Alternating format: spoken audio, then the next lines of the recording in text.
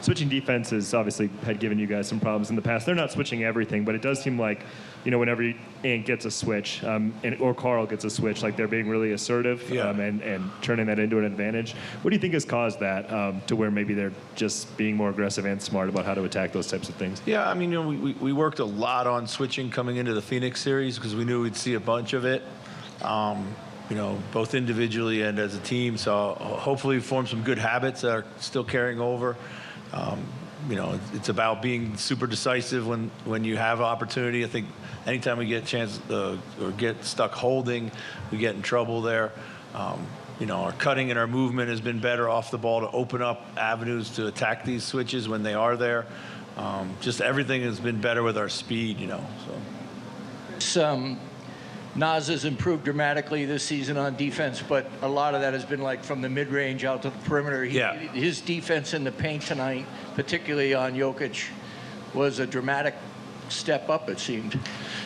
Yeah, I thought it's been fun to watch him grow in that regard. I remember a game last year, when we played here and we didn't have Cat. We put him on, and he's kind of afraid to touch him a little bit, and Jokic had a big night, but just using his physicality, using his quickness, using his hands, whatever he has to do to try to unsettle him, which is all you really can do until we can bring enough help. But yeah, it's activity defensively on him has been outstanding.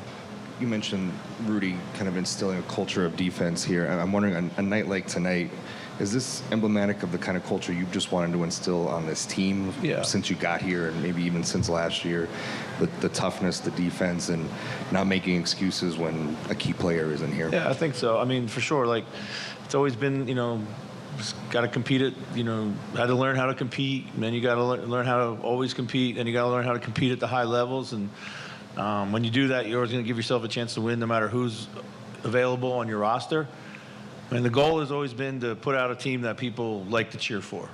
And that doesn't happen unless you play hard, and it usually doesn't happen unless you play defense and you share the ball. And we're doing all those things right now. So.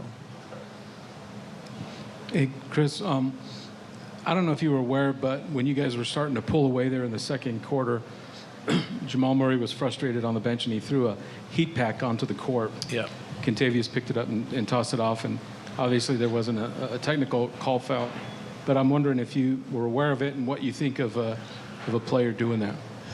Well, I didn't actually see it happen, but when it was explained to me, the referees didn't see it either, so they're not able to issue a technical unless they see it. We tried to impress upon them that there probably aren't many fans in the building that have a heat pack, so it probably had to come from the bench, which they found logical. But yeah, it's inexcusable and dangerous. I'm sure it was just a mistake and an oversight. I'm sure there was nothing intentional by the officiating at all, but certainly can't allow that to happen. So. Chris, speaking of like heat packs, when the team plays well like this, is that the best form of painkiller you can get right now? Yeah, there's a lot of adrenaline surging through my body right now, so we'll see what tomorrow brings. But yeah, they've been great. Everybody's been great. So.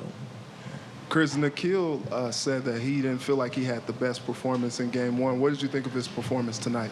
Well, both he and Nas were outstanding off the bench. I thought Nikhil was great. I mean, both ends of the floor, he made big shots. He came in, up the intensity on defense if that was possible. He did that. Stayed in the flow of the game. Kept his head about him when things were, a little chippy. And I thought he played great in Game 1. I really did, And Jaden McDaniels is playing great. He hasn't connected in the scoring column, but my God, he's at plus 26. The other day, he's a plus 23. He didn't have a bucket. He's got 5 points in the series, and he's a plus 50. It's not about how you score. It's about how you help your team win, and those guys are great examples of that. Thank you.